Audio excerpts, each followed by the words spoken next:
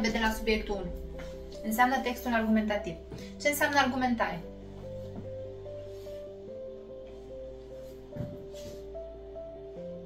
Ce înseamnă să argumentezi ceva? Să spun de ce, da? Să motivezi. În primul rând, trebuie să am o opinie pe care să o susțin cu niște motive. Adică să răspund la întrebarea de ce cred asta. Ce înseamnă dezvoltarea unui argument? Pentru că o să mergem fix pe barem și o să vă spun că cele 14 puncte pentru conținut sunt defalcate într-un anumit fel. Iar eu dacă nu ating punctele alea din barem, nu primesc punctaj. Înainte de a ne apuca de textul argumentativ, hai să vedem care este punctajul. Am pentru conținut. Nu trebuie să scriem neapărat. Ce înseamnă conținutul unui text argumentativ? Ceea ce redau, legat de problematica pusă în cerință. Am 14 puncte în total. Un punct pentru opinie, adică formularea unei opinii. Ce înseamnă opinia respectivă? Trebuie să aibă conectorul. Din punctul meu de vedere, în opinia mea, consider că, da?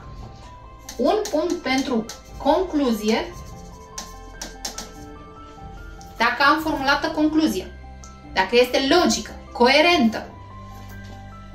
2 ori 2 puncte pentru oricare argument oferit. Da. Da. Dar trebuie să aibă legătură cu ceea ce mi se cere. Cu conținut. Adică argumentul ăsta trebuie să fie ceva foarte general. Big. Am 2 ori 2 puncte pentru dezvoltarea fiecărui argument în parte. Adică am ceva mai concret. Am 3 puncte pentru valorificarea textului. Și aici pot avea un punct. De ce? Pentru că o valorificare schematică, lipsită de sens, duce la depunctare. Da? Și încă un punct pentru experiența personală. Ce înseamnă această experiență personală? Înseamnă fie din ce am trăit, fie din ce am citit. Pentru că în cerință ni se spune să valorificăm experiența personală sau culturală. Culturală, adică am un exemplu pe care îl dau dintr-o operă de Bach. Sau din ce am citit în general. Bun. 1, 2. Și cu 4, 6 și cu 4, 8 și cu 4, 12. Nu, 14. 2 și cu 8, 10 și cu 4, 14. Se vede că sunt umanistă. Bun. Ce înseamnă punctajul de redactare? Păi îl avem aici. 6 puncte pentru ortografie, punctuație, așezare în pagină, lizibilitate, la care se adaugă nu numai numărul de cuvinte. Ce se întâmplă dacă scriu mai mult de 50 de cuvinte? Yes! Primesc punctaj de redactare. Nu scriu cel puțin 50 de cuvinte, nu primesc punctaj de redactare. Deci, minim 50 de cuvinte înseamnă, 150 de cuvinte înseamnă mai mult de atât. Pot să scriu 400 de cuvinte la argumentare? Da, atâta timp când mă duce cap. Pot să scriu 300 de cuvinte? E ideal. Pot să scriu 250? Și mai bine. Dar nu mă limitez la alea 150 de cuvinte și nici nu le număr. Trebuie să am în vedere că 150 de cuvinte înseamnă mare 15 rânduri. La un scris relativ normal. Da? Mă limitez la 15 rânduri? Nu. Mă duc la 20. Cum formulez astfel încât să am acest punctaj de 14 puncte cât mai bine evidențiat, cât mai mare. Să-l iau cât mai mare. Păi avem o structură și asta este necesar să o notăm. Prima dată Dacă vrem, deci asta nu este obligatoriu, ci este opțional, oferim o definire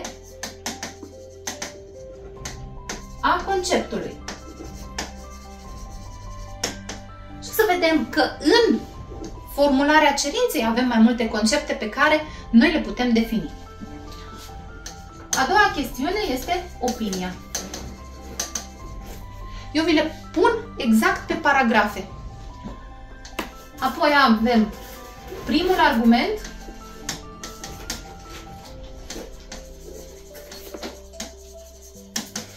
care înseamnă să răspund la întrebarea de ce cred opinia. De ce cred că? Adică motivez. Tot în acest paragraf am dezvoltarea argumentului. Care dezvoltare trebuie să răspundă la întrebarea care este urmarea motivării.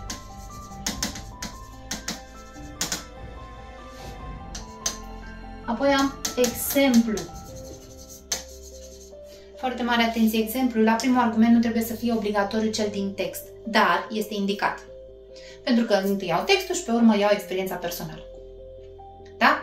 Nu este obligatoriu primul argument să fie legat de text. Însă este indicat. Dacă mie în textul suport mi se zice da sau nu la întrebarea pusă pentru opinie, atunci eu mă duc pe argumentul respectiv, da sau nu. Pot să o iau și invers. Adică întâi dau exemplu, apoi mă duc mai pe concret, mai pe abstract, după care mă duc pe general-general.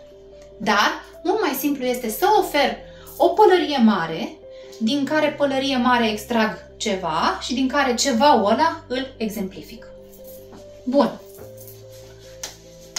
Al patrulea paragraf înseamnă același lucru, dar pe o altă motivare. Adică am argument 2 și trebuie să mai răspund încă o dată, printr-un alt răspuns la aceeași întrebare, dezvoltarea argumentului și exemplu. Ca finalul să conțină al cincilea paragraf și anume concluzia, care este o rezumare a argumentelor. Adică nu le mai scriu încă o dată neapărat, pe larg, ci restrâns. Bun. E greu? Nu. E mult de scris? Da. Avem nevoie de inspirație? Da, mai mult sau mai puțin. Ne ajută foarte mult textul. Mergem să vedem ce ni se cere aici, în care să argumentezi dacă relațiile interumane sunt influențate sau nu de existența unor preocupări comune.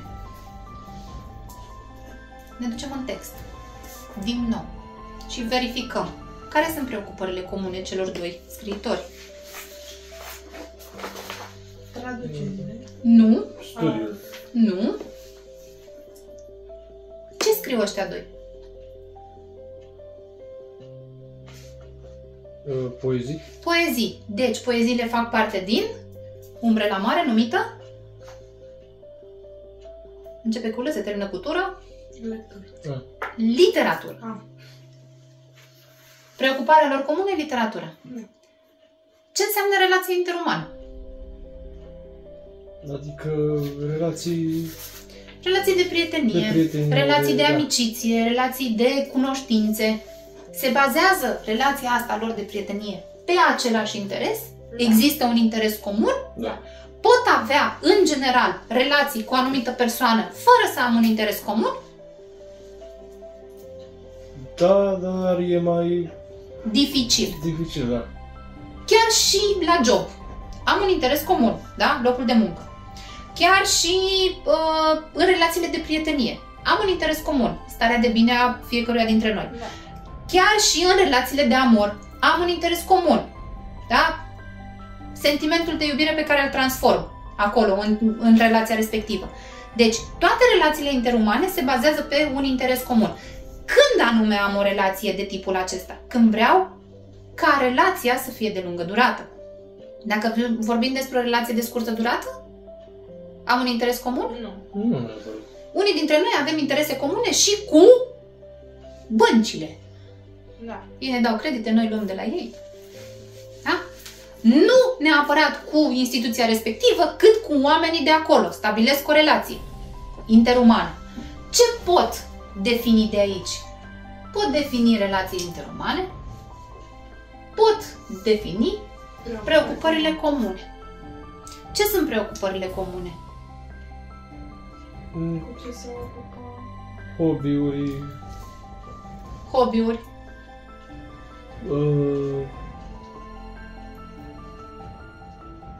lucruri profesionale, Aha. interese. comune, spații profesionale, da? Ce sunt relațiile interumane?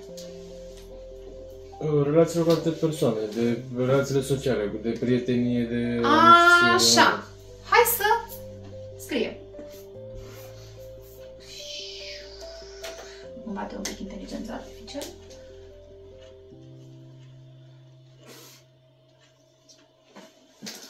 Ce alegem să definim? Preocupările comune sau relațiile interumane? Relațiile interumane. Cine stabilește o definiție a relațiilor interumane?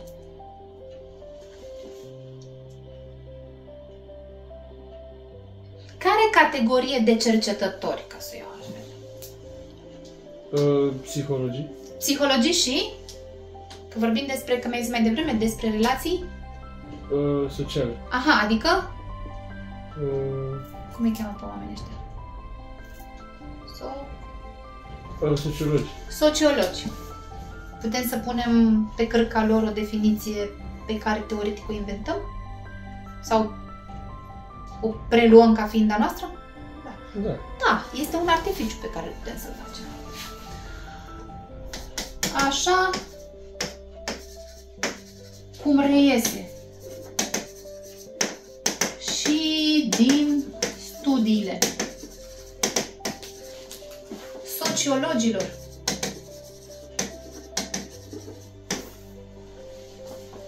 prin relațiile interumane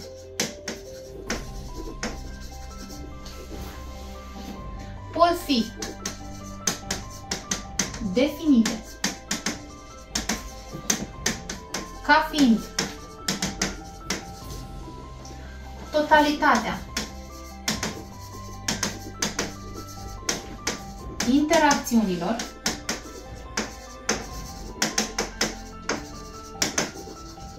sociale stabilite între doi sau mai mulți indivizi.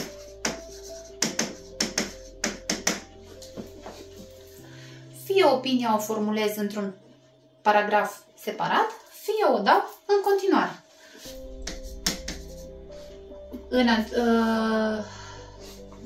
Din punctul meu de vedere,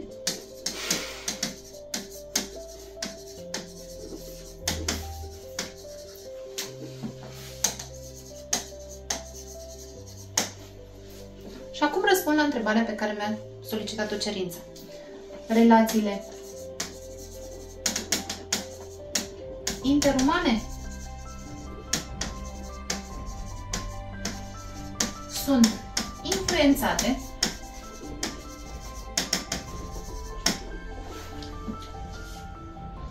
într-o mare măsură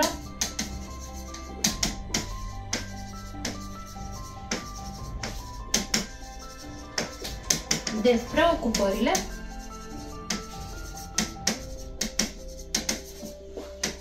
comune ale celor implicați.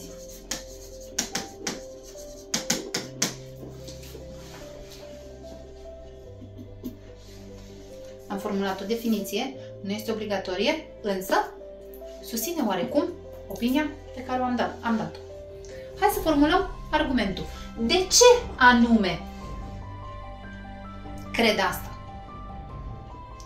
Ce realizează preocupările comune? Sau o iau mai pe ansamblu? Ce am învățat de la sociologie? Că omul este?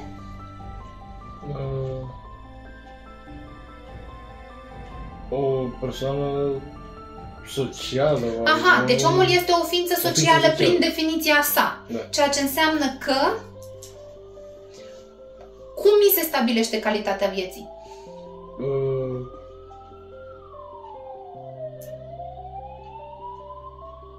Este un studiu realizat pe parcursul anilor, nu știu dacă știți, pe parcursul a 50 de ani, în care s-a stabilit faptul că relațiile stabilite între oameni duc la gradul de fericire al individului și succes. Pot să folosesc chestia asta? Da. Adică, în textul argumentativ pot să folosesc informațiile pe care le am de la alte materii. Mă ajută extraordinar de tare. În primul rând,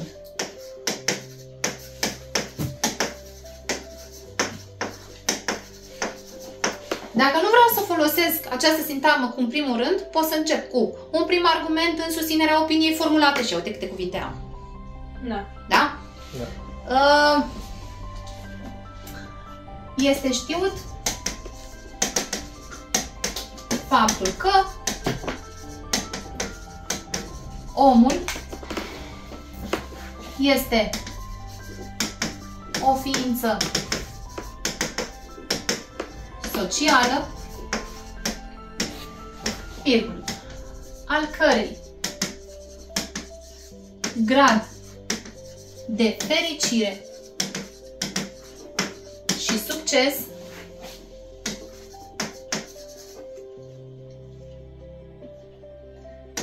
este stabilit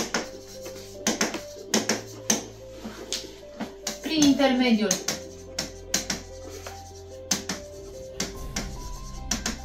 relațiilor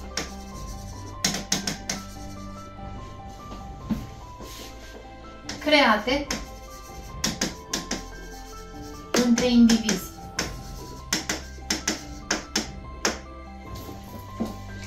Care este urmarea acestei idei de animal social, omul? Cum se creează aceste relații? Pe baza unor interese comune. Exact. În felul acesta.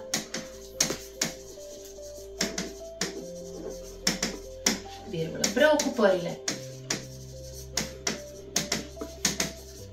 comune au un rol foarte important în inițierea și menținerea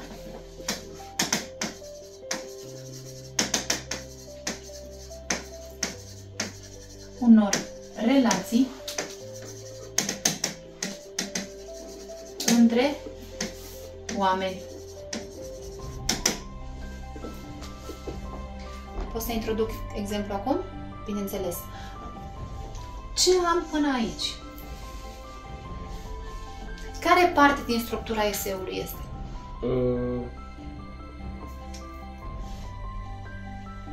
Definirea conceptului și opinie. Nu. Definirea conceptului a fost primul enunț, opinia a fost al doilea. Ce e ăsta?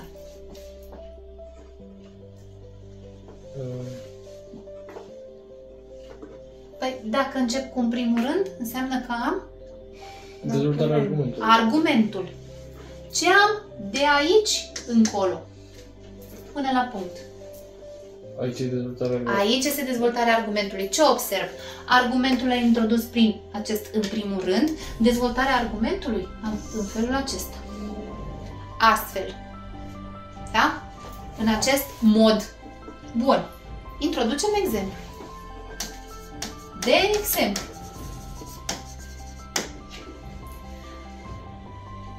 Aduce literatura ca fiind preocupare comună. Doi oameni la oaltă?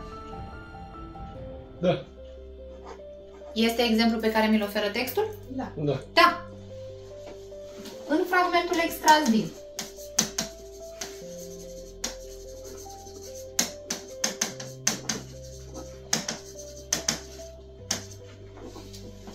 cum se numește fragment?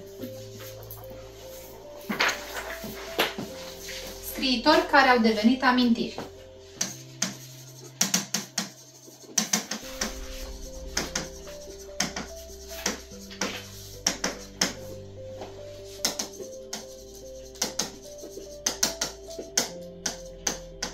De Virgil Carianopol.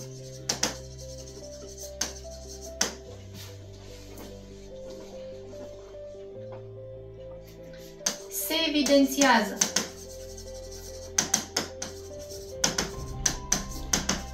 faptul că o să șterg aici sus.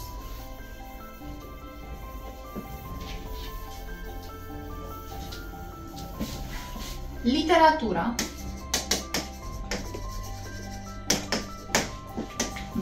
ca preocupare comună, este cea care a determinat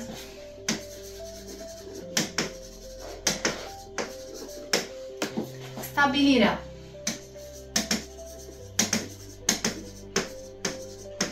unei relații între Ion Pilat și autorul fragmentului.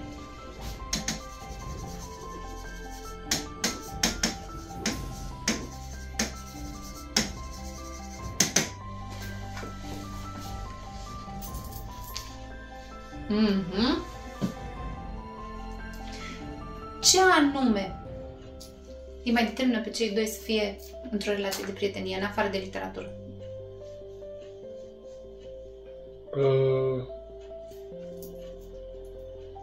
Stima și respectul pe care le are Carianopol pentru Ion Pilat. Admirația față de opera publicată de acesta. Bun.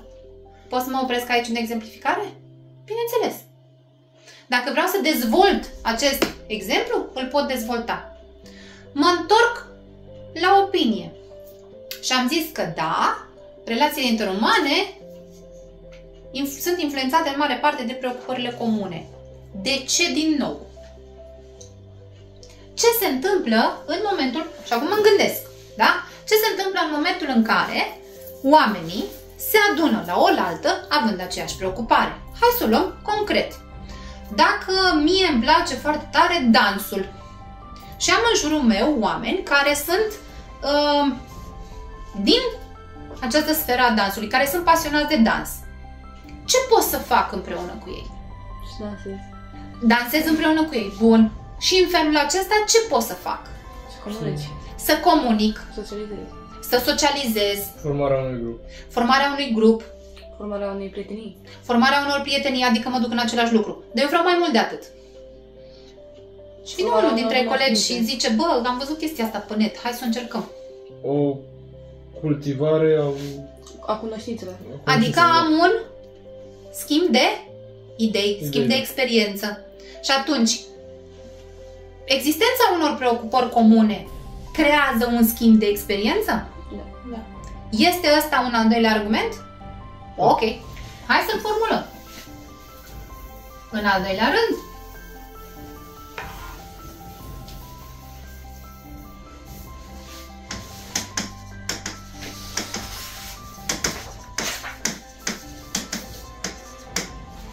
existența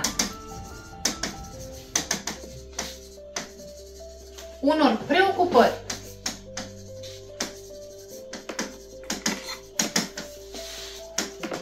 comune determină în mod evident schimbul de idei și experiență.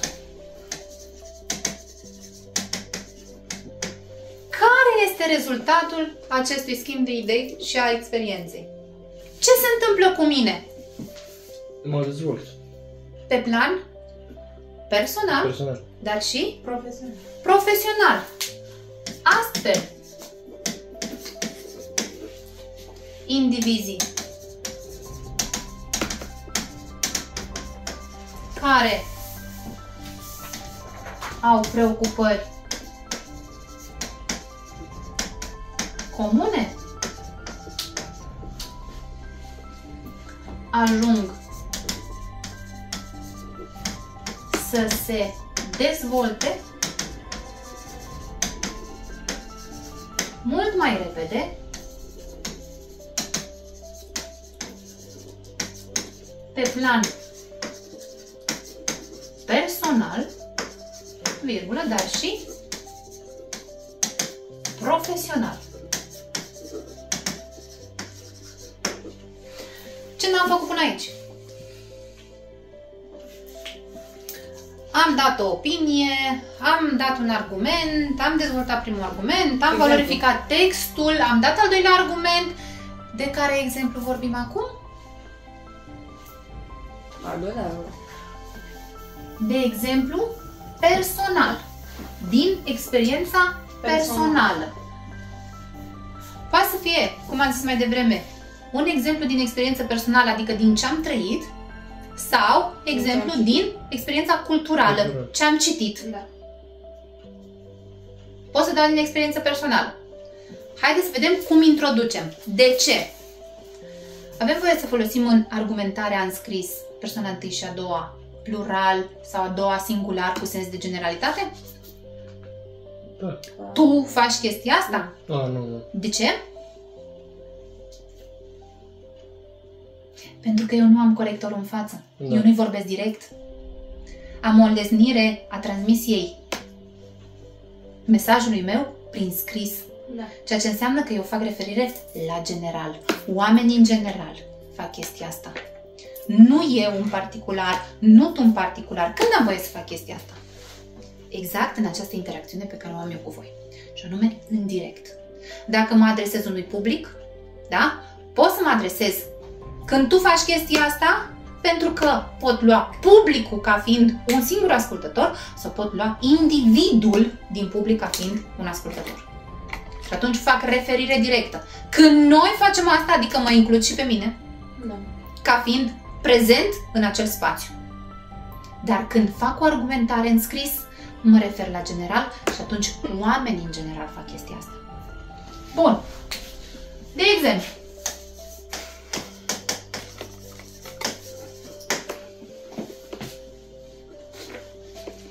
atunci când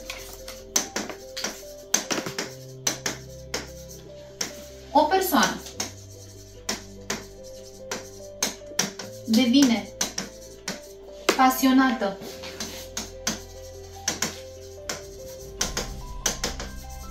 de un anumit domeniu, domeniu concret. Dați-mi voi, eu v-am dat exemplu de dans. Dar alt domeniu? Teatru. Da. Teatru. Precum teatru, virgulă. Aceasta va căuta să intre în relație cu cei din același domeniu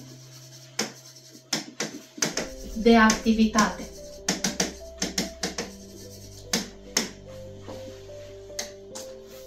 Prin aceasta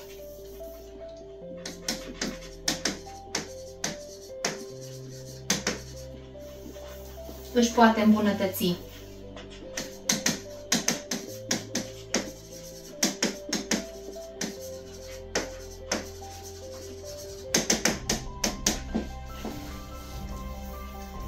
actul artistic,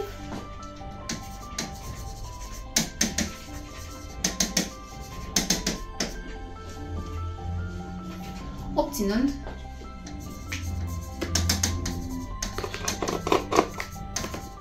un public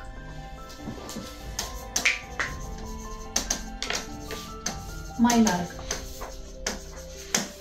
Bun. Am dat și experiența personală. Dacă am pasiune, drept pasiune florile, automat voi intra într-o comunitate pe Facebook sau pe Instagram de grădinărit. Da? Nu mă pasionează atât de tare chestia asta. Sau voi urmări persoane care fac chestia asta. Dacă sunt pasionat de automobilism, mai cunoaștem unii, da?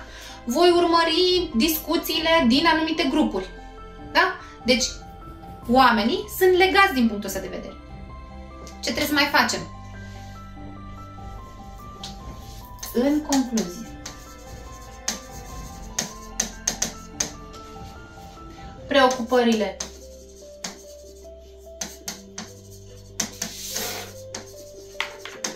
comune au un rol extrem de important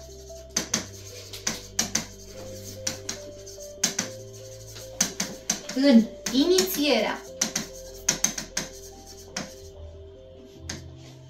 relațiilor interumane,